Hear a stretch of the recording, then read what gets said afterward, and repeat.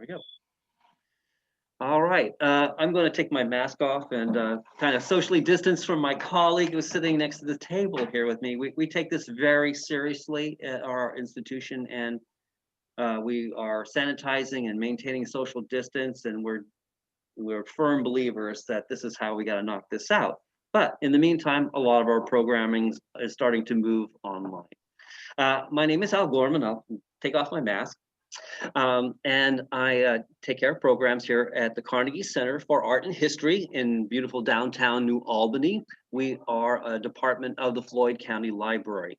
We're across the Ohio from Louisville, KY, and we're really pleased that you could join us today.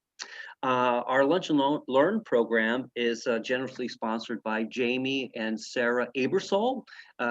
Jamie's a local jazz musician, kind of famous in his own right, and he's been a benefactor of ours for a long time. Our Lunch and Learn series is something that normally just takes place here in our museum, and we bring in topics and speakers of various interest. At the moment, we are extremely interested in everything that is relevant about education, and talking among our staff. It was really interesting to hear how few of us had actually had educators of color. I think my kindergarten teacher maybe was it. I've got 3 degrees, and so few teachers of color that were a part of my life. So it's, as I mentioned, it's really hard to model the society we need to be if you don't see yourself in it. And so when we began this direction, we were doing what we were hoping would be an overarching series called Myth Histories. There's a lot of mythic stuff about the history world, and one of the myths about education that we were interested in exploring is what happened to Black educators. So we were very, very fortunate to find Dr. Michele Foster. I think it was in an Atlantic magazine. I came across your name, and then it's like, what? She's at U of L. It's like, oh my gosh. And then the more I learned about her, the more impressed I was, and we had to have her be a speaker. In case anybody's interested, we will be recording this program and offering it later if those who can't miss it, particularly people who are educators. Now, Dr. Foster, Harvard educated, has both an MA and her PhD from that esteemed university, currently teaching at the University of Louisville as the Endowed Chair for Urban Education Partnerships. I'm messing all of that up. Dr. Foster, would you be willing to take over and start our program? Sounds good. Okay, so the first thing I want everybody to do is to write down 1 or 2 things they know or have heard about Black teachers, African American teachers. Something you know or have heard. And hopefully, or perhaps this presentation may answer some of those questions, but if not, that gives you something to ask. If it's not answered, at the end, you can ask me. Okay, so one of the things I want to talk about today is what we are learning about African American or Black teachers, what we're learning. Now, for a long time, no one really thought to think about African American teachers as separate. And let me just tell you, when I started this research back in the late 80s, I was asked to teach a course called Teachers' Narratives About Their Teaching. I was at University of Pennsylvania. They made me teach a summer course. I didn't want to teach it, but I did because I was an assistant professor. And back then you know what they did, do what you tell you to do. So I taught this course and I decided to use narratives, first person narratives of teachers by teachers of their practice. And lo and behold, I found that there were very few written by Black teachers. Many of them were written by kind of teachers in the 60s who were, I guess they were like Teach for America. They were going to save people. So one of them was Conroy, The Water is Wide. Jonathan Kozol had taught in Boston. And so there were many, and I was shocked by that because I knew that in fact, most of the teachers of Black students, particularly in Southern and border states, had been Black. The schools had been segregated. So I thought it unusual that there were very few accounts. There was some from Reconstruction when Northern Black teachers went south. There were a few, but there were very few. And I decided, oh, I can do this. And so I started collecting narratives of Black teachers. This would have been in the late 80s. At the time, no one was that interested, but what they were interested in is that was the beginning of the decline really showing up. Black teachers were starting to disappear, and people were commenting on that. So there was not a lot of interest in it. The problem got worse. Lots and lots and lots of Black teachers disappeared. There was conversation about what happened to them. No one seemed to really know. And so recently, for some reason, the topic of Black teachers has gotten very interesting to people. And people are now starting to look at what are the benefits of having a Black teacher? What are the benefits? And so a lot of these studies are done by people who do econometrics, they're economists, they're quantitative people. Now, I'm not a quantitative person, but in America, in the United States, we value people who do quantitative research because we think that that's more sturdy research. It tells us some things that we know. And because we have large sample sizes and we have numbers, America loves numbers. We have numbers on things, and that seems to encourage us to think we know something. But let me just tell you, one of the trade-offs for doing quantitative research is we know something, but we don't know how it happens. We know there's a relationship between having a Black teacher and maybe being gifted and talented, but what's the process by which that actually occurs? What is the teacher doing in that situation that makes that happen? And so while quantitative research is wonderful and I welcome it because it supports what I've been saying all along, I said, yay for the quantitative people. They've been supporting what I'm saying all along. So I'm going to move on to the next slide. And in 1950, Margaret Mead had this quote, and it's interesting. She says, teachers who are members of any group who are a minority in their particular community will have to add in their own words that they are Negro teachers, as the case may be, redefining themselves against an image of woman who, for the most of the country, is white, middle class, middle age, and of Protestant background. I find that an interesting quote in 1950, because although the people may not be Protestant, I don't know that, what the teacher today in America in 2020 is still a white, middle class woman. That is in fact who goes into teacher education. And if you go to almost any school of ed, that's who you'll see. And at the end, I'm going to talk about how that's become problematic in terms of recruiting more Black teachers. If you have a new population, then what you end up doing is devising the curriculum to address their needs and interests, not necessarily anybody else's. So that is the thing. So I'm going to start by showing you some of the research on Black teachers. Why are they important? So we're going to look at some studies. If you would look in the corner, you can see, if you look at the top, you can see the citation in case you would like to check. And I want to thank Leah Halliday, who's in the room, for putting together this wonderful PowerPoint, because without her, I'm not a PowerPoint person. I'm a word person, but not a PowerPoint person.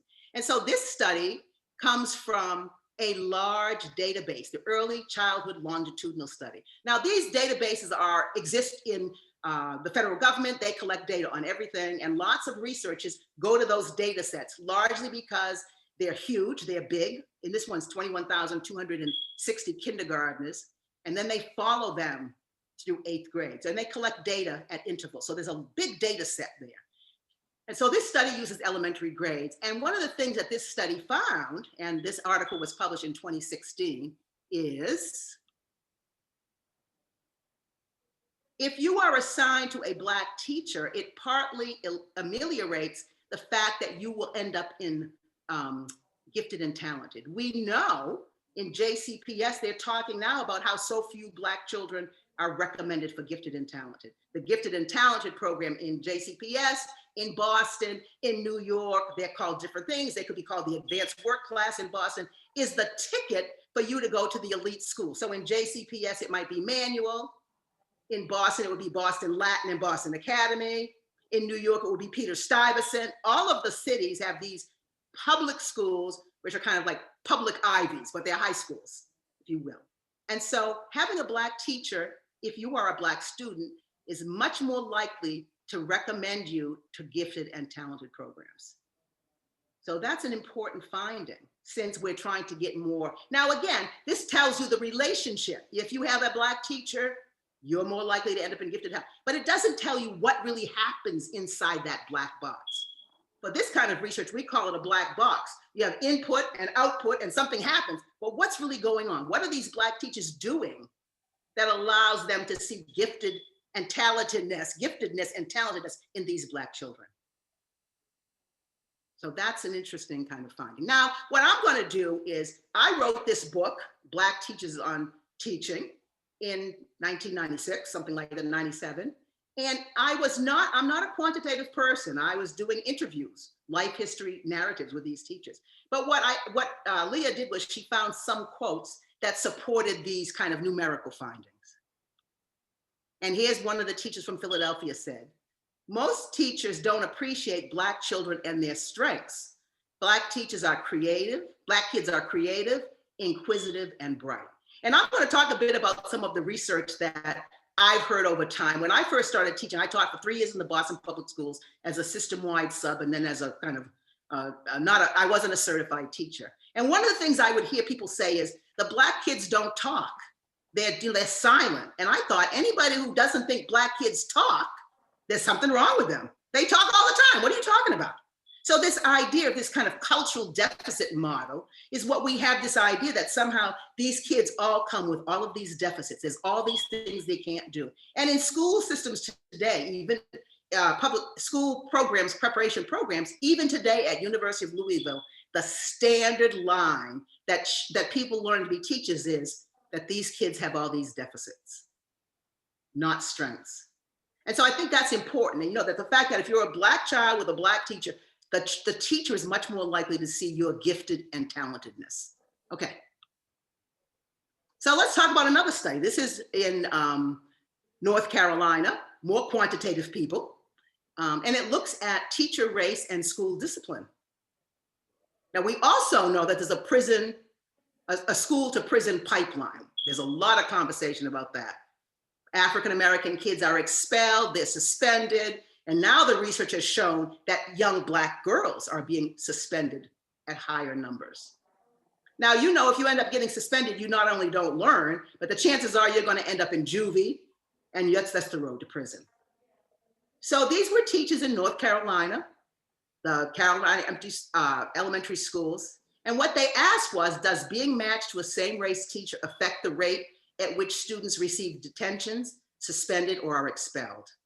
And they followed these students over individual students over years to see the disciplinary outcomes in years when they had a same race teacher and in years when they did not. And so what do we find? North Carolina students are less likely to be removed from school as punishment when they have, and their teachers are the same race. They're less likely to be subjected to exclusionary discipline when their race matches that of the teacher. Overall, students matched to a same race teacher are roughly 1 percentage point less likely to be placed in detention, suspended, or expelled than students assigned to a different race teacher.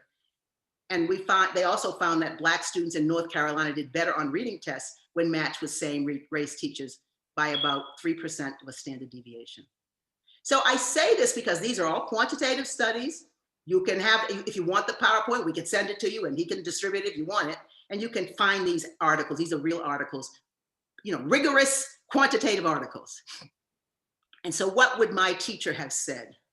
And this is an interesting study. In the book, I look at teachers who started in segregated schools. And then when the schools were desegregated, went to those desegregated schools. Because I wanted to capture what would have happened. What was it like to be teaching in an all-Black school as all Black for maybe 5 or 6 years, and then the schools were desegregated. And this is a person in North Carolina, in a small community in North Carolina, Everett Dawson. He's telling me what happened when they were going to desegregate. He said the experts told us, white teachers, that even though they were used to being addressed politely by their students, the Black students weren't going to be polite. Think about what he's learning about Black students or white students. They told us that white teachers, that Black students were not going to bring in all their homework every day. They went on and on about what Black students weren't going to do and what the white teachers were going to have to do and have to accept from the Black students once the schools were integrated. Everett Dawson. And he concludes by telling me, I taught Black kids, so I know that some of them can be trouble. I know that. But if you're telling me that the Black kids are going to cause trouble and all the white kids are going to be perfect, then that's not true. So again, I think that reinforces the idea that when you desegregated, the Black kids were going to be the troublemakers. And I wonder how much of that is still with us today, and whether that accounts for the fact that kids are over-punished, over-disciplined, and treated like they're adults. An 8-year-old is an 8-year-old, and they are not adults. And people have called it the adultification, where we take children and treat them as if they're adults, instead of seeing them as people who can be corrected and developed. All right. All right, another study that just came out, done in New Orleans, which is interesting because New Orleans, you know, is mostly all charters. And this looked at, do students perceive their teachers and schools more positively when their teachers look like them? This just came out like in 2020, a few weeks ago. And they used, again, a big survey from New Orleans, and they had different demographic groups, Black, white, Hispanic, male, and female. And they used regression models, which is a fancy kind of mathematical way to get data. And they used school performance scores. And now this is just to see what they did. So what did they find? They found that Black students reported lower levels of bullying, greater feelings of emotional safety, and fairer discipline in schools with higher percentages of Black teachers. And you can see the difference. Sometimes the percentage is 25% Black teachers, and sometimes it's 75%. Can you see that? And you can see the increase in the feelings according to the percent of Black teachers. And then the orange line is what white students on average. Okay, that was key finding number one. Number two. And this is a teacher who was very old when I interviewed her. She had been born like in 1905 or something like that. She's dead now, of course. And this is what she told me. She taught in a one-room schoolhouse in Pawleys Island, South Carolina. Miss Ruby was her name. She was actually featured in Life magazine because she had taught in this one-room schoolhouse, and she had, by the time I interviewed her, she had been teaching the grandchildren of her original students. And I think her husband was a Presbyterian minister. She says, instead of taking time to correct Black children or discipline them, the teachers send them home or else they suspend them. She's saying exactly what these people found. I don't send children home. I work with the children and their parents until the behavior changes. It's impossible to discipline or teach Black children unless the children believe you care about them. And I would add that's true for most learners. I can get my PhD students to do all kinds of heavy lifting if I want them to, but I think they understand that I really care about them and want them to learn. So I give you that. And now, of course, we're talking a lot in schools of education about, can you develop a relationship with someone? What's your ability to form a relationship with someone? Okay, so finding two, same study, Black students report more positive academic behaviors and beliefs in schools with a higher percentage of Black teachers. They report themselves as trying harder and having more of a growth mindset. A growth mindset is what I had when the nuns taught me. I went to school with nuns from kindergarten through grade 12. And the nuns thought that everybody could learn, you just had to try harder. Try harder. So it was all about how much effort you put in. It was never about how much brains you had. And we love Japan because we understand that that's the view they have about learning. Okay, so it shows you again, it's the 25% Black teachers, 75% Black teachers, and then compared to white students on average.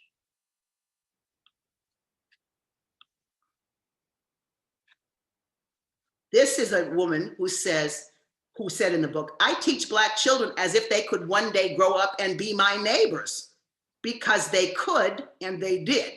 But I don't think that most white teachers can ever imagine that the Black kids they are teaching today will grow up to be their neighbors.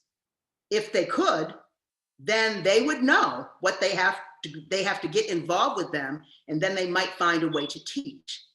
I mean, oftentimes the people teaching our kids can't imagine they'd ever live next to them. But if you can imagine that that child will be your neighbor, think about what kind of a person you would want that person to be. And remember, public schools were designed to create citizens who could participate in a democratic society. And we only have to look today to see that that's kind of failing on the job. So hopefully we'll get back to that idea. Where's my little thing? Okay, I got my pointer. And last finding, I think is last one, is Black students report participating in more school clubs and activities with a higher percentage of Black teachers. And you can see the comparison when they have 25% and 75%. And you can see the white teachers, the white students participating. Now, I had lots of quotes, but some were too long to be quotable. You know, they went on and on and on, so you had to pick the quotes. And so this Ethel Tanner said, I remember many of my Black teachers, the teacher who taught me to tap dance, the physical education teacher who spent a lot of time with us after school, and the teacher in my elementary school who produced several plays several times a year. Even the principal secretary influenced me because in the 5th grade, she organized a little society for the students who made good grades. And I had one woman who told a long story about how she lived in Oklahoma and the teacher wanted someone to play in the school play, the piano, and she didn't want to volunteer. And she said, I see you in church and you play the piano. And she made her play. Okay? This idea that we're doing what's good for you. And I should say that I think that's really important as an understanding that you're really having the kids do what you know is good for them. This idea that kids get to can make their own decisions. They don't always know what's good for them. And sometimes the adult needs to step in. I'm gonna tell you one little story about a graduate student I have who's now been a professor for 15 years at University of North Carolina, she's at University of New Mexico, but I met her when I was a postdoc at University of North Carolina. There was an administrative assistant, Black woman, who would ask for all the Black work study students, undergraduates. And she would say, okay, now I want you to work on these citations for Professor so-and-so. She'd throw him the book and have him work on it. She'd say, go over to the library and get a carol for Professor so-and-so. And what we realized was this woman was teaching these undergraduates all the skills they would need to be successful as undergraduates and even graduate school. In fact, it was that woman who encouraged me to meet this student, and she eventually became my PhD student and has gone on to be very successful. So I want you to see that sometimes the people giving the support are not even in the teaching profession. And this is a very interesting study, another one that took place in Tennessee. The Tennessee STAR study is considered the gold standard of studies. Why? Because it was random assignment. We almost never have studies in education where teachers and students are randomly assigned. But for some reason, they had this in D. And some of you may have heard the quote that if you have 1 or 2 or 3 great teachers, that teachers matter. It makes all the difference. So Thomas D., who was a economist, decided to go back into the data and see what he could see if you had a match between Black students and Black teachers. Even though it wasn't designed that way, the data were there. And so he looked at this experimental data set, and he looked at the relationship between students' performance and their assignment to teachers of their own race that were randomized. And he followed a group of students from 79 schools as they progressed from kindergarten through grade 3. The test, they gave a standardized test, and they were math of the study every year. So what did D find? Now, I would often, whenever there's a discussion on Black teachers, people will say, oh, we need to have somebody come on. And invariably someone calls me. And there'll be all these phone calls, these talk shows, and people will say, there's no evidence that Black teachers, of the salutatory effect of a Black teacher. It's just the role model effect. But Thomas D. found this in 2004, and I said, there's a study. And so what did he find? He found that among Black children, the results indicate that having a Black teacher for 1 year was associated with a statistically significant, those are the words, statistically significant, that means everything, 3 to 5 percentile point increase in math. And of the reading test, the scores of Black pupils with Black teachers were 3 to 6 percentile points higher. So there's hard data. It's not just I'm a role model and they like me and all of that. That Black kids, and what he found was that the longer the child had a Black teacher, the better the child did. Having a good teacher mattered, but for Black males, it mattered even more. So here's a teacher who was in Hartford. I think she taught in Hartford. And she was talking about whether she gave kids the right to do whatever they wanted to do. And of course she did. You know, many Black parents have decided that we know what's, I grew up in a family where my mother decided she knew what was best for me. And she had me do what she thought was best for me. I wasn't an equal partner with my mother growing up. And so what she says is, my philosophy of education is, Johnny's got one strike against him because he's Black. So when it comes to school, he's gonna read, whether he wants to or not, because his mother has sent him to school to learn to read. And if he can't read, he's gonna have 2 strikes against him. We know in the literature that we talk about what it takes for students at all levels to do well. And one of the things we've concluded is that there's high levels of support and high expectations. Too often schools have high levels of support and no expectations, or high expectations and no level of support. If you want people, I don't care if they're in kindergarten or they're getting a PhD, to perform with you, for you, you have to have very high levels of expectation and lots of support. I teach graduate students. I spend a lot of time thinking about each graduate student and what do I need to get that graduate student to do what I need them to do. Spend a lot of time thinking about it because they're different people. So, okay.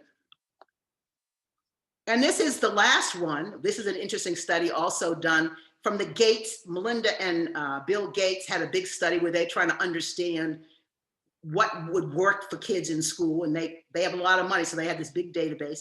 They've got 50,000 students and 1,680 teachers. And so those longitudinal databases lend themselves to people kind of that, if you're quantitative, mining those databases for data. And it was, the focus was on the second part, which was students' perceptions of teachers and their instructional practice. And the focus was on individual teachers rather than the workforce of the schools. This was published in 2016 in Educational Researcher. And what did this people find? Interesting finding. All students have overall better impressions and more positive ratings of Black and Latino teachers than white teachers after controlling for student demographics and other characteristics. Mixed evidence also suggests that perceptions of students depend on their racial and ethnic background. Black students have particularly favorable perceptions of Black teachers, but the same was not true of Latino students of Latino teachers. And also Asian students had particularly favorable impressions of Black teachers. Who would have thought that Asian students, who we often consider to be the model minority, would think that Black teachers are pretty special? So I say this because people often ask me, do we need Black teachers for Black students? I say yes, but we need Black teachers for white students. Al interested that in the beginning. White children need to see that a Black adult can have some authority over them. We criticize the military for all kinds of reasons, but one of the things we know about the military, in the military, you are more likely to have someone who is your boss or your supervisor who is a person of color than any place else in America. So when my colleagues at the school talk about we don't like the Army, I say, yeah, but you're more likely to have, and that is going to be important. It's important now, and it's important for a changing America. America's changing, whether people like it or not, and it would be very helpful for white people to become comfortable being supervised by Black people and understanding that they can be the president of the United States. That's what's going to have to happen. All right. And so this person says, in all my years of teaching, I have yet to meet a child that couldn't learn. And I would add a student that doesn't want to learn. We understand, or we should understand, that most kids come to school, go to the first grade of the kindergarten, they're so excited, but we teach them to give up because we label them as failures. We give them kind of their clowns or whatever. And of course, you know, if you're not successful at something, then soon you start to reject it. And I think that's important to understand that, you know, we have this idea, we can turn people into not wanting to learn. Instead, we often blame the kids. And so this younger teacher said, I put this because He's talking about how he gets students involved. I put Africans within the context of everything that I teach. I do this with other cultures as well. For example, when I taught about the Transcontinental Railroad, I showed my class how Asians were exploited, how they were denigrated through this whole process. I try to show the role that each group has played throughout history. By simply presenting the perspectives of teachers of color, I believe I'm making a difference. All right, so now I'm gonna go back to, now that I've shown you that, and I'm gonna be done in about 5 or 10 minutes, just on time, just in the moment. So I wanna have time for a lot of questions. How did we get here? How is it that we lost all these teachers? And so one of the things we need to understand is that when they had Brown, what were some of the effects, unintended effects of Brown? If you had schools that were segregated in the southern and border states, a lot of them were little towns. And what happened is the courts were concerned about desegregating the kids. They were not paying attention to what was happening to the teachers. So between 1954 and 1972, we know that about 30,000 of them lost their jobs. Why? You had 2 school systems. You didn't need all those teachers. And so in one place where I interviewed Tyler, Texas, the woman told the story about how she was in an all-Black school, and the principal called her and said, "You're going to be lucky because you're going to get to keep your job, you and your cousin." And all the other Black teachers were fired. The principal was demoted. They'd send them to the office, and they were the vice principal. When the phone rings, answer it. And she said the first year of school, they didn't teach anybody because they didn't want the Black teachers touching the white kids. And then later, the white teachers complained because they were getting paid, and they started teaching kids. There's a guy named Owen Thomas, who has written that the teaching force in the southern and border states declined by 31% during that period. So when people say to me, what happened to Black teachers? I said, they lost their jobs. And Black people are pretty pragmatic. If you can see that your child's not going to get a job, you're not sending him to be a teacher. And I think that that is part of the reason for the decline. And I want to say that people didn't even realize it. I decided, I was on Malcolm Gladwell's Revisiting History. He interviewed me about Black teachers because he thought it was a myth too. He was shocked. And he tried to get me to interview this woman who had, the woman I told you she was only one of she and her cousin were the only 2 teachers that kept their job. And so when I called the school district, I got the guy and I said, I was trying to find out where she lived. He said, oh, she died. And as it turned out, the school, the middle school, had been named after her because the parents petitioned it to be named after her.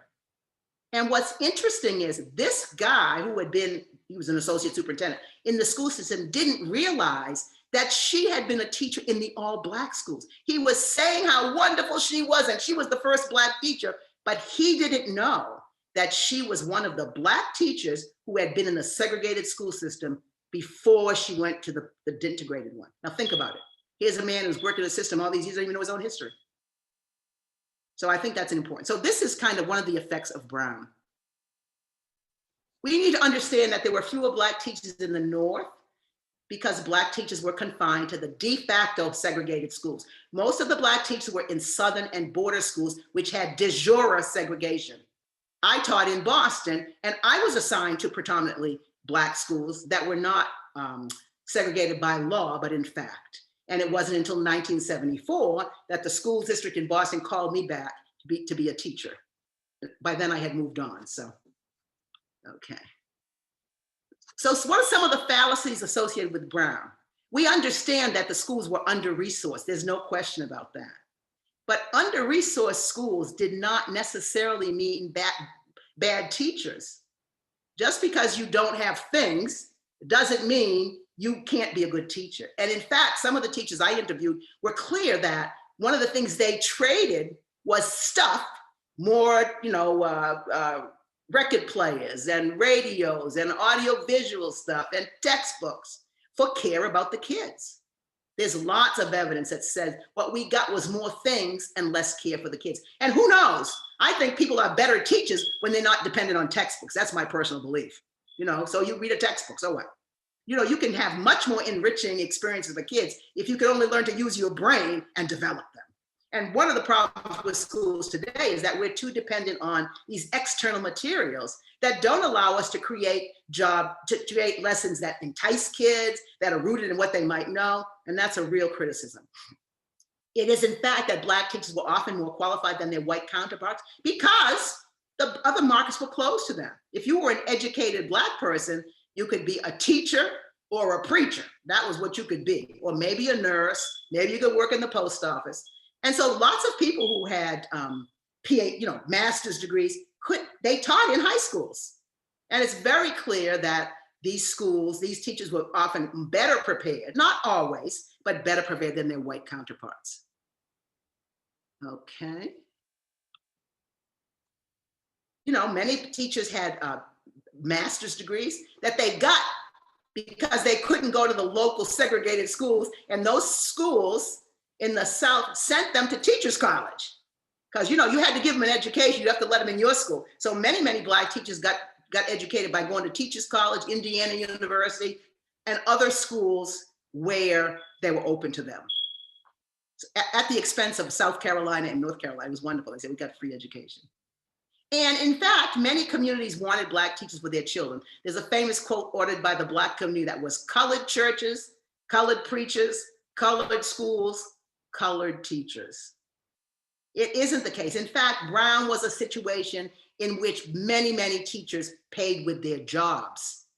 The NAACP knew that, but that was a decision that it was so important to desegregate the school that if Black teachers had to be sacrificed, then they were going to be sacrificed. We all had to get together and fight for what we wanted. But I think that now that we know the consequences, we need to put as much effort into trying to reclaim and get more Black teachers into the classrooms. Some of the negative consequences of Brown are now the resegregation of schools. How many schools are now resegregated? And that's compounded when we have a loss of Black teachers exactly when we need them. So that's my talk. I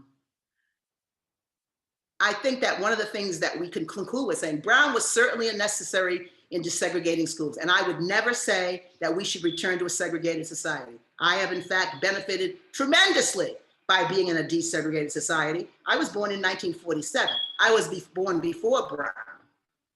But many in the African-American community now would express is a commonly held verdict acknowledging that the process came at an enormous cost to the community. Historian David Chichelski, who is in North Carolina, has argued that integration devastated Black educational leadership and undermined the schools, and I might add, Black teachers' traditional place in society. And so with that, I'm done. And I will stop sharing the screen, right? Because there's nothing more to show. Screen share. Okay, questions? Some of you, if you all wrote down what you had heard about Black teachers or what you knew about them, so you should have a question. You should have a question. I've just Anthony Stewart. Anthony Stewart. We do have the chat. I can look at my chat and see the question. We have two questions. Hello? Okay, go ahead. Okay, so are they going to say them? Or are they going to chat them? I'm in the chat box now. I can ask you a question. I didn't put mine in the chat. Yeah, unmute. Is that Anthony Stewart? Yes. No, I think I can hear him. Yes. Yeah. So I guess my comment, not so much a question, dealt with one of the comments earlier that said Black teachers cared more about their students because of the community they came from. They actually lived in those communities. So they were vested not only in the education of the students, but they all probably in most cases knew the parents as well. So they were, I guess by association, wanting those children to succeed. So it's more a comment than a question. Okay. Yeah, I think that's right. And if you read other books besides mine, there's a wonderful book. There's several books by Vanessa Siddle Walker. One is called Their Highest Potential. It's a study of a Caswell County school in North Carolina. And she follows a principal who came to the school from Shaw University and how he organized the parents to actually fight for things that they needed. It's a wonderful, and about how they would go to the churches and they would meet the kids, and the way in which this Black principal encouraged these teachers to be involved in the community. So absolutely, you're right. You know, if you live in a neighborhood, if you go to the church, if you see the person grocery shopping, then you're much more likely to have a relationship with that child. It says, there's a question from Thomas, but I don't know if it's actually Delisha Thomas to everyone, because everybody's got that name. Everyone, and Julie's name too. It says, are Black students, and Julie's, okay, who asked this question? Are Black students as likely to be prescribed meds for discipline purposes? Black students, yes, you have your hand up, are, you know, in order to be prescribed meds, you have to have an IEP. The prescription for, to get, you know, if you have an individual educational plan, that can be prescribed. What I do know is that sometimes parents refuse that and schools then strike back, because what they'll say is your child is not manageable. And so that's what we do. And I think with many, many students, I think kids are overprescribed for AHDH or whatever it is they say they have. You know, we can't expect young kids not to have recess. Yeah. I don't know about you, but even the nuns gave recess, right? And we also have expectations of kids to behave in ways that are unreasonable. They're kids. Kids move around, they're fidgety, they talk to their neighbors, right? And I think about, there's been a very interesting article in the New York Times recently about the negative consequences of these NTI trying to prescribe, you have to sit in your chair, you can't be on the floor. So they're taking the same restrictions they place on kids in class and trying to put them on the kids when they're online learning. Come on. But you can't drink soda. This is crazy. And there's been a lot of articles about that lately. So they're trying to make school at home like school in school. And the issue is, should school in school even be like school in school, really? You know, I know that children in this American society are less likely and able to be children. I mean, I can see that in my lifetime. We have expectations of children that are unreasonable. They're kids. This is Black kids and white kids, right? And part of it comes with this idea that kids are also somehow like adults, and they're not. You know, there's a lot of research that suggests the best parenting style is one called an authoritative, not authoritarian, but authoritative. And that learning outcomes for kids where their parents are permissive are not that good, people. You know, that's not a good child rearing style, permissive, it's not. And it's certainly not, it's not a good one to be authoritarian, but somewhere in the middle where we recognize that kids are different than adults. They don't know as much as adults do. So I think that's good. Okay, so. I have any more questions? Oh, I'm sorry, you can go, whoever was talking. I kind of interrupted you. Who is talking? Because it says Julie. No, Julie? my name is Evelyn. I'm in Miss Holliday's class, actually. You're in what? Miss Holliday's class. Okay, great. Do you think that a lot of people are deciding not to be teachers anymore because of kind of like the idea that it's more parent and student versus teacher, opposed to like teacher and parent versus student? You know what I mean? Like teachers are getting more backlash from parents due to their children's performance in schools instead of parents like holding their kids to higher standards.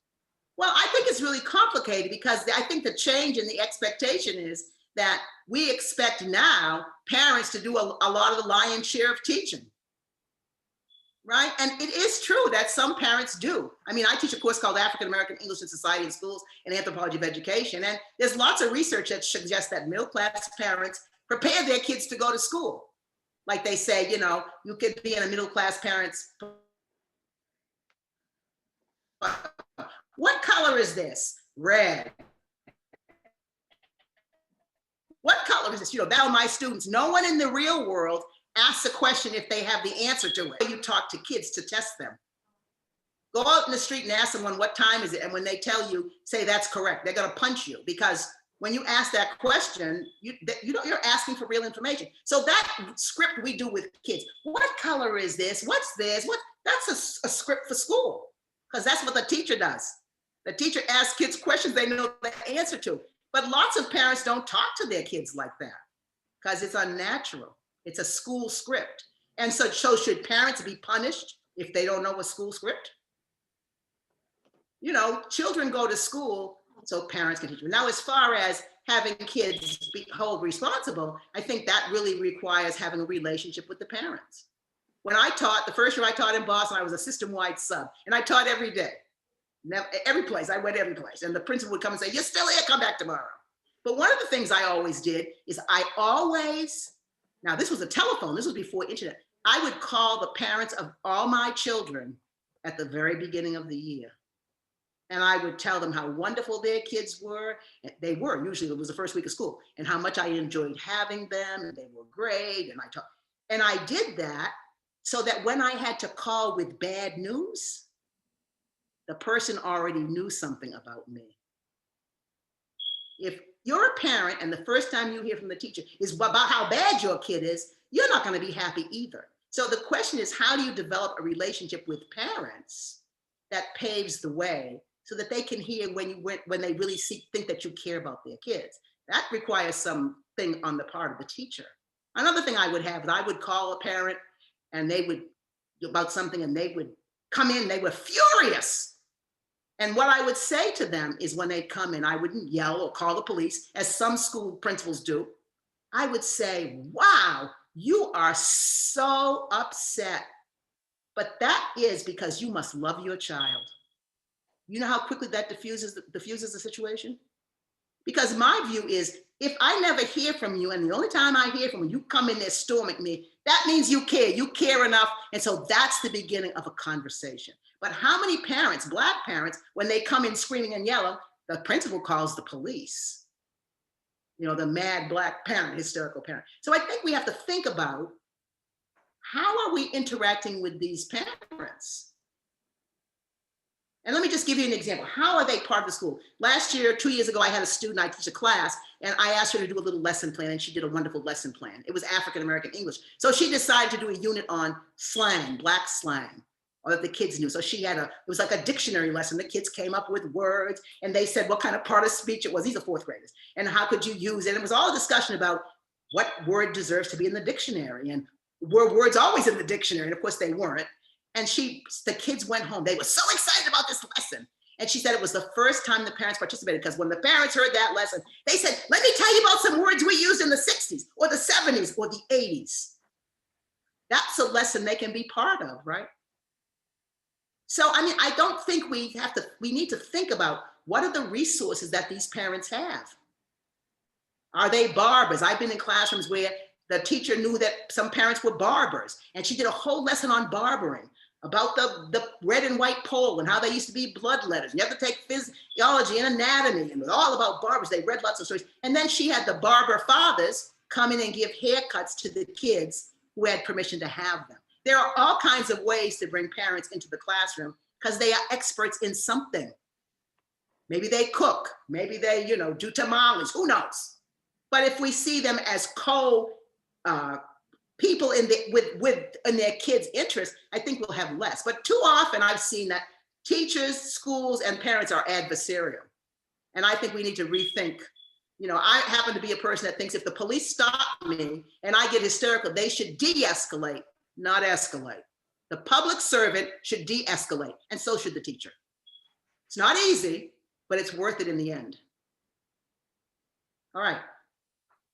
Wonderful job. I want to leave shortly, proud. Can I ask a question? Yeah. Mm-hmm. Okay, I got two questions. One. Okay. Tell me your name.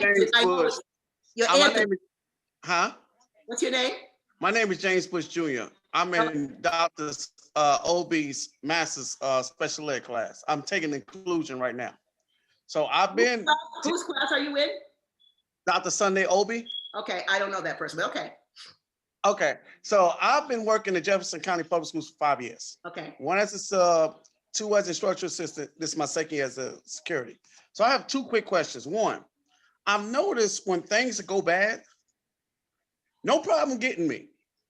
If we got to do a home visit in the west end of Louisville, can you drive and can you go with me? But when we got to go to the white neighborhood of Louisville, ain't got time for me. When kids are really bad, can you come get this kid? But when I say, hey, look, let's try this before the kid act up, I ain't got no degree for that. What do you say to Black educators, especially, that find that lip, like we can see things. We talk to the kids. So we kind of got an idea what ticks them off and what don't. We're more understanding, hey, that's probably something I would do myself. How do you address that when you feeling that friction of, if this kid's about to fight, you ain't got no problem coming to get me. You ain't got no problem when the room is destroyed. I had a white teacher tell me the reason why the kids was yelling because my voice was loud and my aggression. That same white teacher had that same kid in the room and we had to clear the whole class out because that kid went off. And guess who she came and got to get the kid? Well, part of the difficulty that we have, and a lot of young black teachers are complaining about it. It even happened to me when I was a sub. They see us as the enforcer, right? So that's been going on since the 60s or the 70s. And they sometimes mistake what it is we are doing with the kids. They think we're like, we got the whip. I mean, oftentimes I would not need the whip because I could communicate with the kids to get them to do what I needed them to do. But the white teachers thinks we have some magical power. And so I think it's very important not to be cast in the role of the disciplinarian. I've heard young teachers tell me, I'm the disciplinarian, but I'm not the intellectual. Right. And lots of schools do that to black teachers. And it's one of the reasons that young black teachers leave. If you're a young black teacher, you are just as much of a novice as the young white teacher, right? You may have some knowledge from community sources that help you understand what's going on with the kids. And if the school systems were smart and the teacher ed programs were smart, they would try to tap into the knowledge that you have, as opposed to replace it with some knowledge that they have that's wrong. Right. Does that make sense? And that's part of my thing about the teacher ed programs. They've retooled themselves to cater to this young white woman population. So the stuff that there's no place in the school. And that's a problem. It's my criticism of many of these teacher ed programs, including JCPS, because now we're trying to do all this stuff. Does that make sense? To help white teachers be better able to teach black kids instead of devoting our time to getting more black teachers. Well, one of the things I bring up anytime I'm in a meeting with that, they probably hate when I come, is you got these programs, the racial equality, but it's not mandatory. Right. So JCPS for like the last 2-3 years had teaching black boys and teaching black girls separate. Right. How many white teachers you think was there? So you're presenting it, but if they ain't going, then I ain't gonna say it's for nothing. I don't want to say that. But if you don't have to go and you from Simpsonville or Shelbyville or one of them, you're more likely to keep treating kids because you're looking at the news. Oh, look what they said at the West End. But you're not looking at, look where your overdoses are at. Look where your heroin's at. Look what your cocaine are at. That's not in the West End. They can't afford it. That's in different parts of Kentucky that they won't show.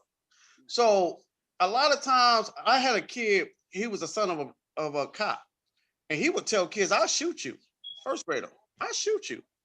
Kicking kids, no suspension, none.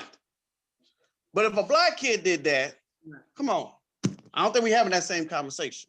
So that's a major problem. Yes, we should. I honestly, truly, honestly believe that some of this stuff should be mandatory, not optional. Because if you give me it wasn't optional for me to take Spanish. I had to take Spanish, but I've never used Spanish. Never. I still haven't used Spanish. I don't use Spanish at my job, but I had to take it. It's more likely for a white teacher to deal with a black kid than it is for me to use my Spanish. It's more likely. But it's not mandatory. Right. And that is really a criticism of these colleges of education and their teacher ed program. Now, I'm not in teacher ed, and I'm not in teacher ed because I don't have the requirements to be in teacher ed, right? Because the state has certain things you have to. I was never certified as a teacher. And I tell everybody who's in teacher ed should be taking my African American English in Society and Schools class. I have 12 people in it. The things they learn in that class, like, oh my God, there should be courses. But instead what we've done is we've decided that African American kids are culturally disadvantaged. And that's what the curriculum is. Like this, they're the ones going to cause trouble. Instead of trying to understand culturally and linguistically, we present them as the problem. And that's that kind of notion of cultural deficit idea. that these Black kids are full of nothing but deficit. You know, now it's trauma informed. It's just another way to say there's something wrong with me. And until schools and colleges of ed see that, let's be honest, all of this stuff about cultural deficit is not necessarily the case. It's just not. I'm not saying that some kids don't have problems. Everybody's got problems. But this idea that a group of people are somehow inferior intellectually and culturally has been a problem that's plagued American education for Black people from the beginning. Whether it was in segregated schools, and some teachers in segregated schools managed to create the possibilities. Think about all the teachers in segregated schools. Central High School is one example. There's lots of them where those teachers, in spite of the constraints, did wonderful things. People need to recognize that and realize that some of the teachers they have could help them do that. But they've got to see us as resources that they can learn from. And I think that's going to take, what can I tell you, new leadership in some of these school districts and universities. New leadership. All right, so it is now 12:59. One more question from a Zach. Is Zach around? Yes, Zach, are you- sorry. I just didn't want to interrupt while you were speaking. I just had a quick question. One a comment and one a question. One, I'm a second degree student, or I guess second career student. I was a paramedic EMT firefighter for about the first 8 years of my life. I'm going back at Kentucky State University to get my degree in physical education and health. State University, is that what you said? Yes, ma'am. Kentucky State University, my degree in physical education and health. So one is a comment just touching based off of what you were just talking about regarding education programs, and coming from a paramedic background and emergency services background, everything that I ever trained on or did had a purpose. And I feel like a lot of the classes that we have within our EDU program, especially within our field hour programs, do not have purpose. There is not an actual when I studied cardiology and I was worried about codes and cardiac arrest and dealing with stuff like that and the drugs that needed, that stuff had a purpose. But as an educator and as a student, like why am I focusing on classes that aren't necessarily engaged with my career path? For example, I'm taking a class with Dr. Holliday that I love, and I love her class, but I won't be teaching a lot of reading as a physical education and health student. Could I have benefited more from taking more physical education and health classes as a student throughout my career? And I wonder if we're really suffering from a lack of not having classes that prepare us for this stuff. I'm going to graduate from Kentucky State and I will have only spent 45 hours in a classroom because of field hours. The rest of my field hours will have been done by NTI assignments, will have been done by professional developments, will have been done by other situations. And that doesn't help build or help us bridge gaps that we need to know as an instructor or as a teacher. You know, I did 600 clinical hours as a paramedic and didn't feel anywhere near ready whenever I got in the back of the ambulance the first time 911 called. And I can only imagine what it's going to be like my first day teaching. But how can I, as a white male teacher, best appeal to students that aren't comfortable with or may not trust a white male teacher that they may have, especially in times like today? Do you have any advice for people that... let me tell you, I think if you're a physical education teacher, you have more resources designed for them to trust you than anything. Partly right. Because I'm just saying, I always felt like if teachers were more like coaches, they would be better. Yes, because ma'am. Think about what a physical ed teacher does. I think of teachers as coaches. There's a relationship between almost being an apprentice. What you're talking about is an apprentice, even in your teacher ed program. People don't just learn by studying things. They learn by studying and then doing. So being a nurse, there's a period of learning stuff, and then there's a period of doing. Now, why you take the courses you take, somebody at the Department of Education in Kentucky decides. That's not something, but I think it's worth rethinking. What should be the mix between stuff you learn in class and its application? Now, most of you don't know this, but in the good old days or the bad old days, most schools were in Massachusetts, I'm sure places were normal schools. In order to be a teacher in the old days, up through the 50s and 60s, you went to 2 years beyond high school to be a normal school. And then you were thrust into a classroom with a master teacher and you kind of learned on the job. And the theory was attached to it. There are some programs now like the Louisville teacher residency program, which are trying to recreate that. Does that make sense? So the stuff you're doing is being informed, but that's really a better model, much more like, or if you had a teacher ed program, it would be more like a physician's program. You might do a year of information. You know, physicians have to learn biochemistry, blah, blah, blah, blah, blah, blah, blah, blah. And they don't see its application until they actually get on the floor. But if I were organizing it, and I'm not, because I'm not in charge of anything, I'm barely in charge of myself. You know, I would have it up so that people had more time to be involved, get feedback, get criticism. Does that make sense? Right, because as a teacher, we would never experience it. If I had the opportunity to be with a master teacher for 2 years, like you're saying, that would have gave me the opportunity of, hey, I'm going to experience this situation that I obviously don't know about. I went to a school that only had a 6% population that was not white. I went to a high school of 2,600 kids. 94% of us were white, and the other 6% were split between the rest of our ethnicities. And, you know, that is, that's all I know. Until I moved to Lexington from my hometown in Tennessee, I knew very little about anything other than that. And so it's scary to think about. The other answer is that it's cheaper. And so colleges of ed are notoriously, they're considered the cash cow. They bring in all the money and they spend little on them.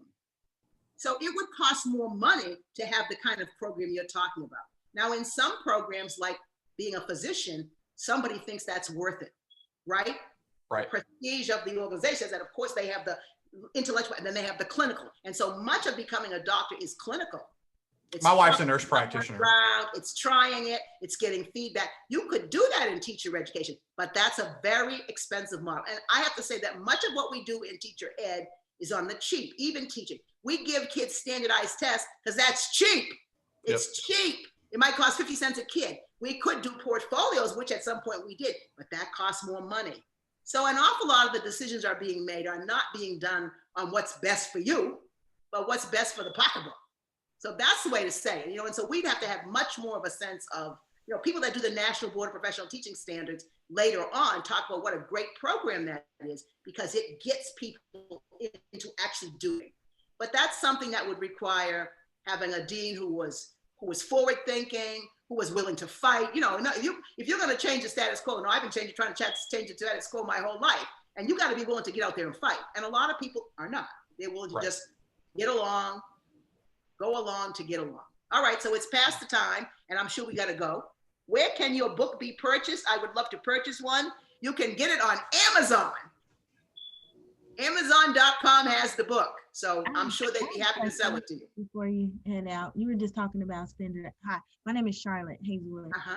You just were talking about standardized testing, and I was wondering your thoughts on testing for certification for teachers. Do you feel like that also played a part in the Absolutely.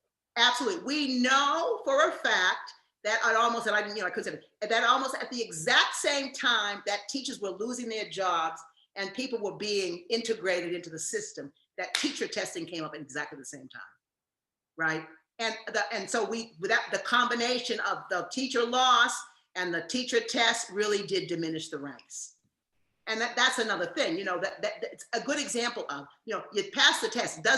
What role does that play in you being able to do? And we know that for lots of things. You know, my uncle was an engineer, and he had originally been what was the black troops? What were they called? The Tuskegee Airmen. He had been a mechanic. You know, they had the airmen, the flyers, and the mechanics.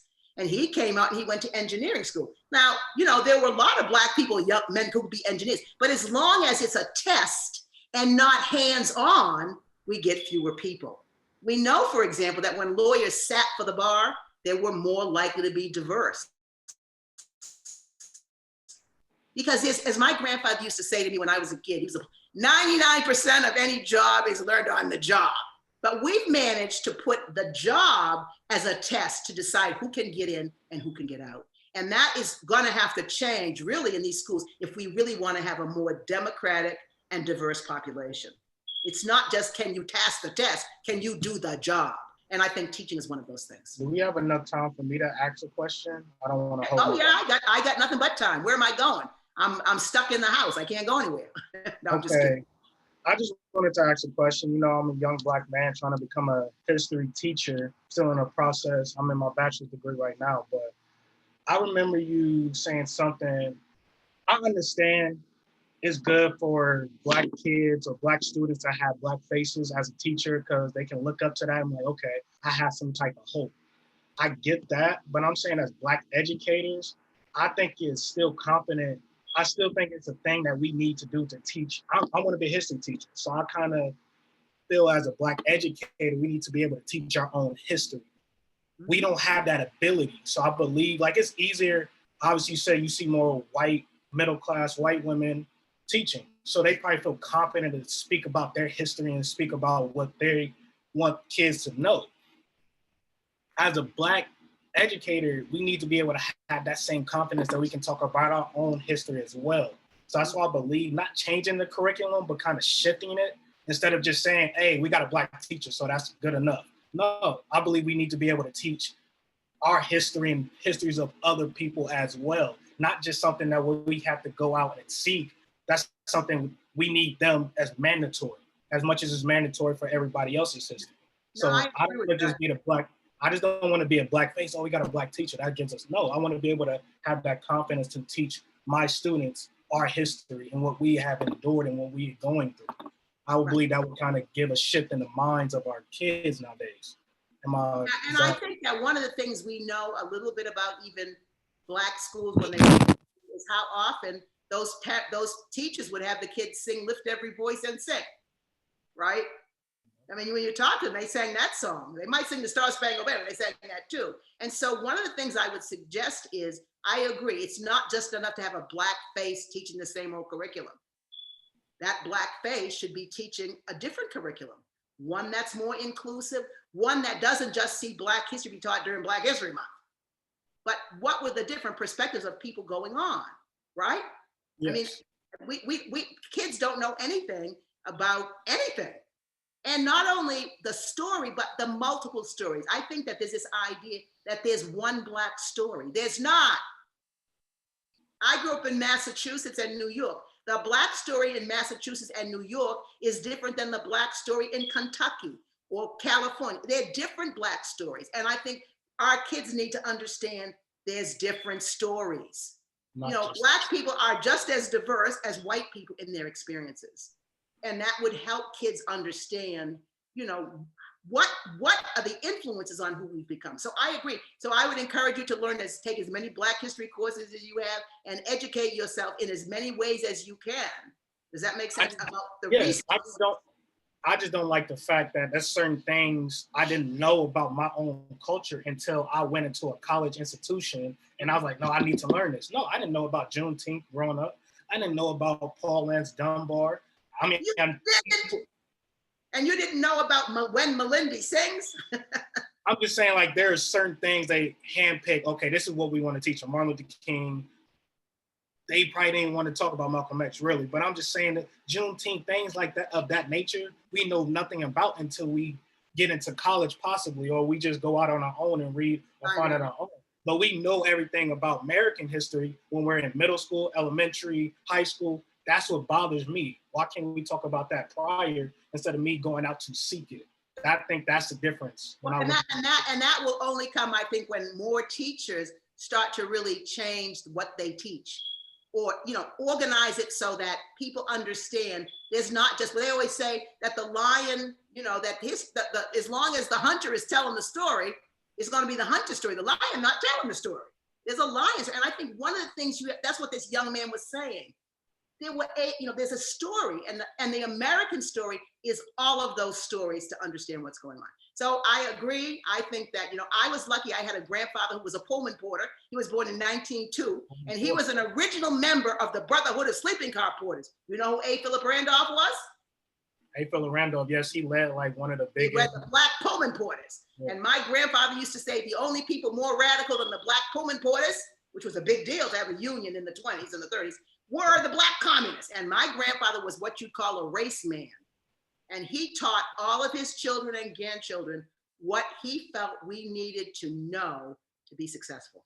When I was a little girl, I came home from school because we had learned John Brown. John Brown is a madman in the pictures. He was a wild man, right? My grandfather said, no, no, no.